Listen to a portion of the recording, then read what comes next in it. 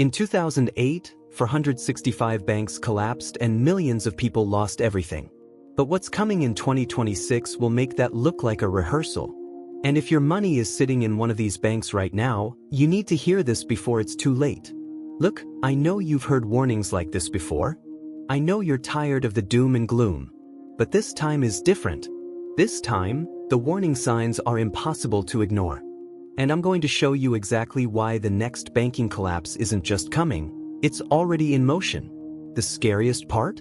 Most people have no idea it's happening right under their noses. So why 2026? Why not now? Why not years from now? The answer is actually terrifyingly simple. It all comes down to three powerful forces converging at the same time, creating the perfect financial storm. And once you see what these three factors are, you'll understand why every major investor, every hedge fund manager, and every billionaire is quietly preparing for what's about to happen. Factor number 1, the commercial real estate time bomb. Right now, there is over $1.5 trillion in commercial real estate debt that's coming due between now and 2026. And here's the problem. These loans were made when interest rates were near zero. When office buildings were full, when retail spaces actually had customers walking through the doors, but that world is gone. Remote work destroyed the office market. E-commerce devastated retail. And now property owners are facing a nightmare scenario. They need to refinance these massive loans, but the interest rates have tripled or quadrupled. The buildings are worth half of what they were.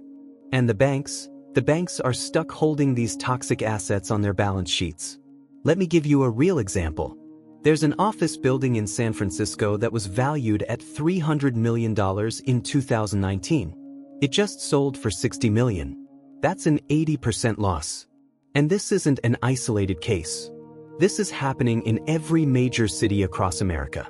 New York, Chicago, Los Angeles, Houston. The commercial real estate market is in free fall. And guess who's holding all of these bad loans? Your local and regional banks. The big banks, the JP Morgans and the Bank of Americas, they saw this coming and started dumping their commercial real estate exposure years ago. But the smaller banks, they're drowning in it. And when these loans start defaulting in 2026, these banks won't have the capital to survive. Factor number 2, the unrealized losses sitting on bank balance sheets. Now, this is where it gets really disturbing. Because of an accounting trick, banks don't have to report losses on their bond holdings until they actually sell those bonds. They can pretend everything is fine even when it's not. Here's what happened. During the pandemic, when interest rates were at historic lows, banks bought hundreds of billions of dollars worth of government bonds and mortgage-backed securities. Safe investments, right? Except there was one massive problem. When interest rates go up, the value of these bonds goes down. It's basic math. So, when the Federal Reserve started raising rates in 2022, all of those safe bonds that banks were holding suddenly lost massive amounts of value. We're talking about over $600 billion in unrealized losses across the banking system. That's money that's already gone, but the banks don't have to admit it yet. Think about that for a second. $600 billion. That's more than the entire GDP of Sweden. That's more than the market cap of Tesla and Netflix combined. And it's just sitting there on bank balance sheets like a ticking time bomb waiting to explode. And here's the kicker.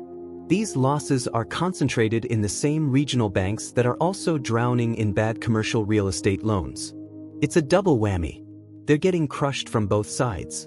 And when depositors start to realize this, when people start to understand that their bank is technically insolvent, that's when the panic begins. We already saw a preview of this in 2023 with Silicon Valley Bank and First Republic.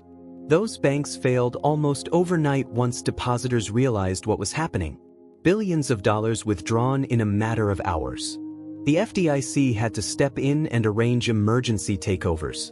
And those were just two banks. Imagine what happens when dozens or hundreds of regional banks face the same crisis simultaneously in 2026. Factor number 3, the derivatives crisis that nobody's talking about.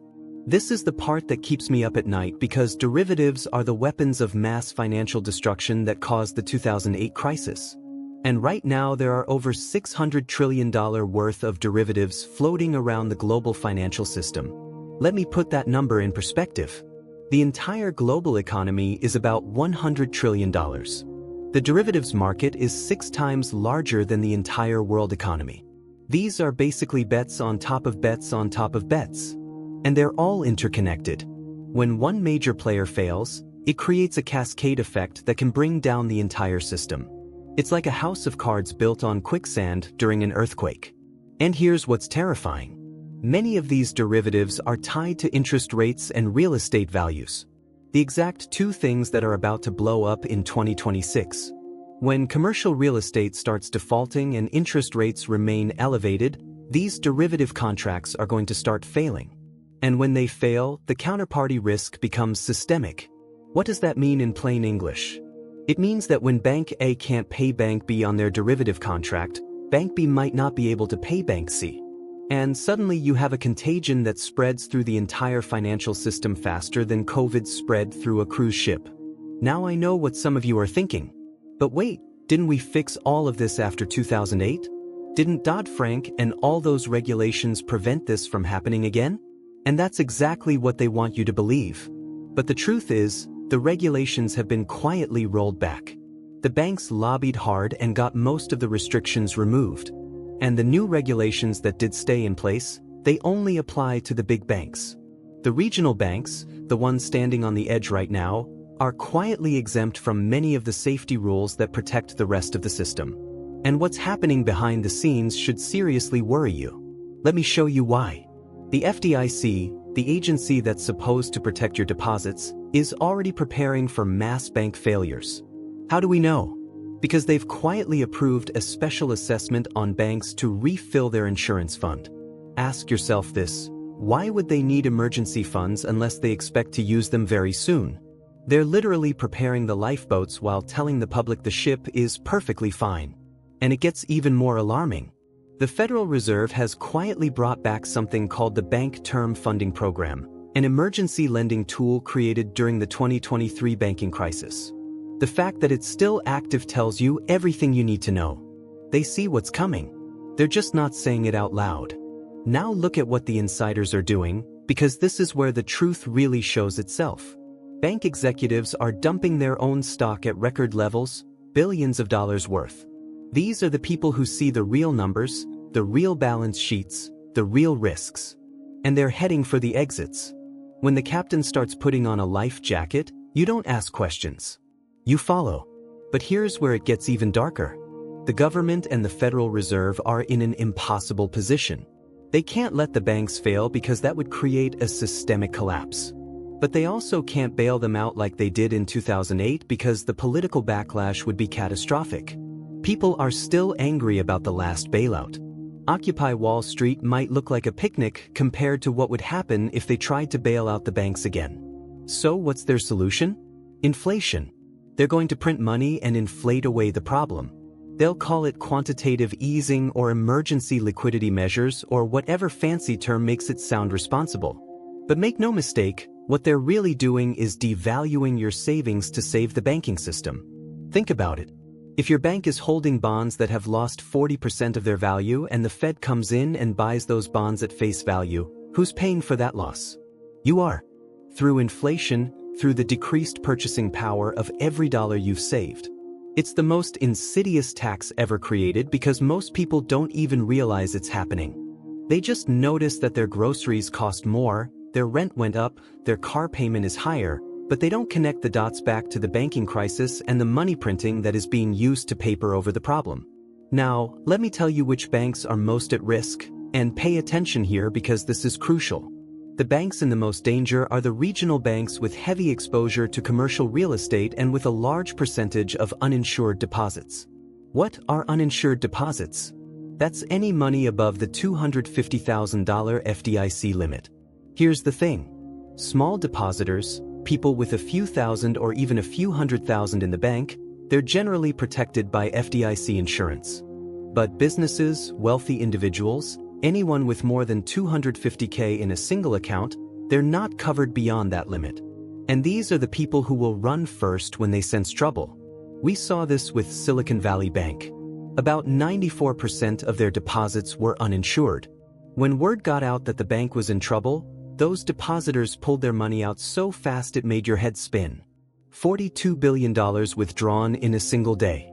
The bank went from solvent to bankrupt in less than 24 hours. So, which banks should you be worried about? Look for regional banks in markets with declining commercial real estate values. Banks in cities where remote work has devastated the office market. San Francisco, Seattle, Portland, New York, Chicago. These are the danger zones. Also, look at the bank's loan portfolio. If they have heavy concentration in commercial real estate, that's a red flag. If they have a high percentage of uninsured deposits, that's another red flag. And if they're sitting on large unrealized losses in their securities portfolio, that's strike 3. I'm not going to name specific banks in this video because that could trigger the exact panic we're trying to prepare for. But if you go to your bank's website and look at their latest quarterly earnings report, all of this information is public. You can see exactly what they're holding and how exposed they are. But here's the real question. What do you do about it?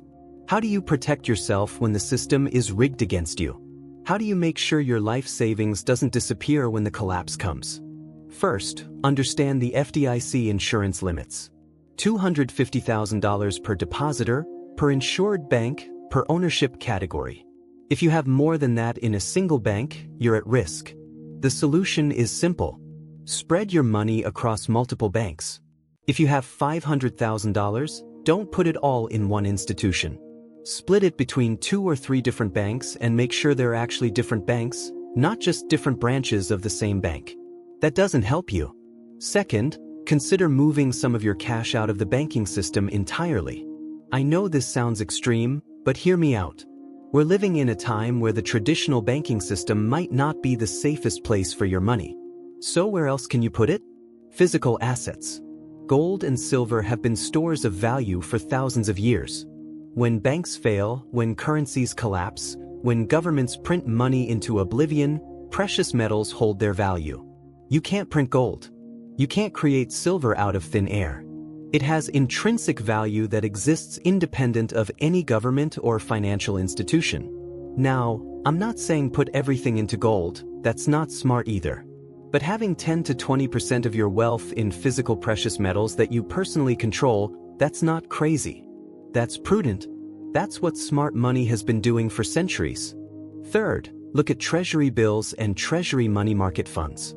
These are backed by the full faith and credit of the US government. And while I have my concerns about government debt, the reality is that treasuries are still safer than deposits in a regional bank. The government can print money to pay off treasury bonds. A regional bank in Iowa can't do that.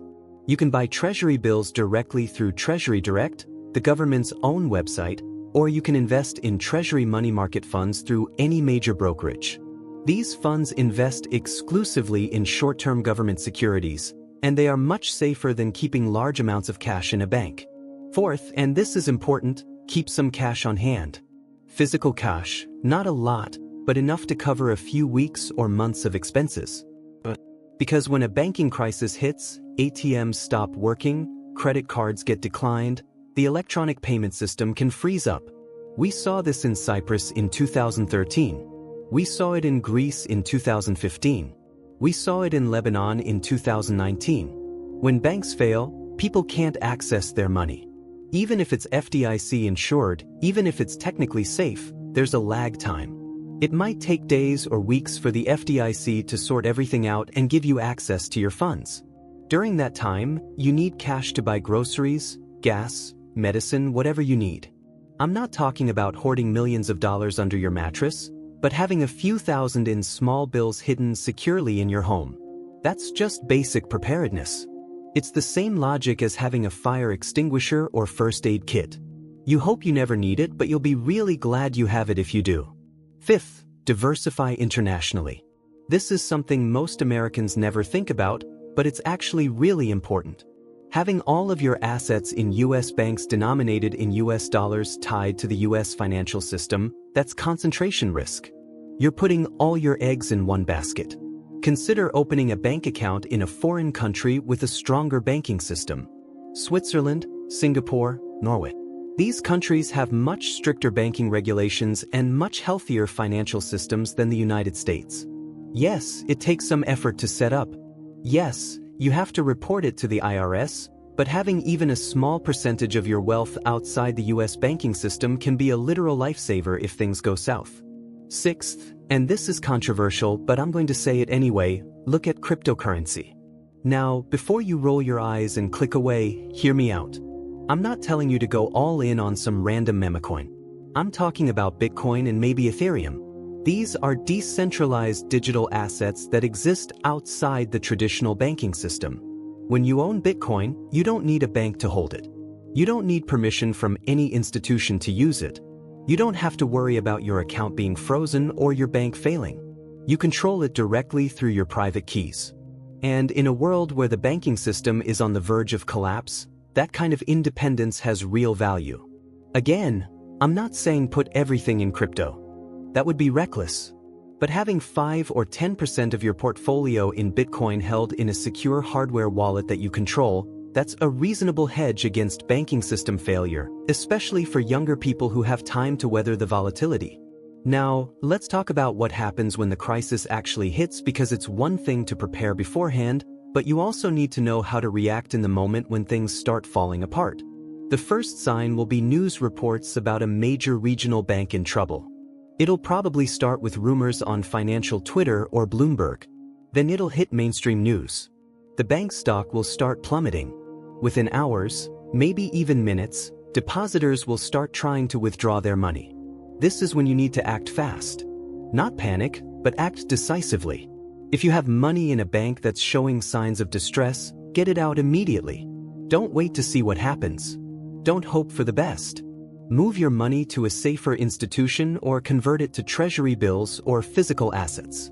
I know this sounds alarmist. I know it sounds like I'm fear-mongering, but remember what happened with Silicon Valley Bank. People who waited even a few hours lost access to their funds. People who acted immediately got their money out safely. Speed matters in a bank run. The second phase will be contagion. Once one major bank fails, depositors at other similar banks will get nervous. They'll start pulling their money out too. And this creates a self-fulfilling prophecy. Even healthy banks can fail if enough depositors demand their money back all at once. This is when the government will step in with emergency measures. They'll probably announce something over a weekend when markets are closed. They might raise FDIC insurance limits temporarily. They might arrange shotgun mergers between failing banks and stronger banks. They might activate emergency lending facilities to provide liquidity to struggling institutions. Pay very close attention to these announcements because they'll tell you how bad things really are. If the government is taking emergency action, that means the crisis is serious. Don't let the reassuring words fool you. When officials go on TV and say the banking system is sound and your deposits are safe, that's usually when you should be most concerned. The third phase will be the policy response, and this is where things get really interesting or really scary depending on your perspective. The Federal Reserve will have to make a choice. Do they let the banks fail and risk a complete systemic collapse? Or do they print money and bail out the system, risking massive inflation? My prediction based on history and incentives is that they'll choose inflation. They'll print. They'll bail out the system because central bankers and politicians fear deflation and depression more than they fear inflation. They think they can control inflation. They know they can't control a deflationary spiral. So, expect massive quantitative easing. Expect emergency lending programs. Expect the Fed's balance sheet to explode. And expect the value of the dollar to decline as a result. This is actually where the real wealth destruction happens. Not from the bank failures themselves, but from the monetary response to the bank failures. Your deposits might be safe in nominal terms. The FDIC will make you whole. You'll still have your $100,000 or whatever, but that $100,000 won't buy what it used to buy. Groceries will cost more. Rent will be higher. Gas will be expensive. Your standard of living will decline even though your bank balance stayed the same. This is why owning hard assets becomes so important during these crises. Gold, silver, real estate, even stocks and good companies. These things tend to maintain their real value when currencies are being debased. They rise in nominal terms to reflect the declining purchasing power of the currency. Now, I want to address something that I know a lot of you are thinking. Can't the government just prevent all of this? Can't they step in before it gets bad and fix the problems? And the answer is theoretically yes, but practically no. Here's why. The problems I've described, the commercial real estate crisis, the unrealized losses on bank balance sheets, the derivatives time bomb, these aren't problems that can be fixed with a simple policy change. They're structural issues that have been building for years. They're the result of a decade plus of zero interest rate policy and quantitative easing.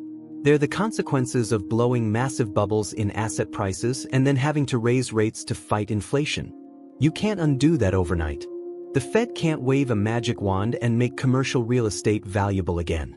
They can't make those bond losses disappear. All they can do is try to manage the crisis when it happens and minimize the damage. And frankly, their track record on this isn't great. They didn't see the 2008 crisis coming. Even though the warning signs were obvious in hindsight, they didn't prevent the dot-com bubble or the housing bubble or any of the other financial crises of the past few decades. They're always reactive, never proactive. So no, don't count on the government or the Federal Reserve to save you. You need to save yourself. You need to take personal responsibility for protecting your wealth and your financial future. Let me give you a concrete action plan, something you can implement today, this week, to position yourself for what's coming. Step 1. Audit your banking situation. Write down every bank account you have, how much is in each one, and whether you're over the FDIC insurance limits.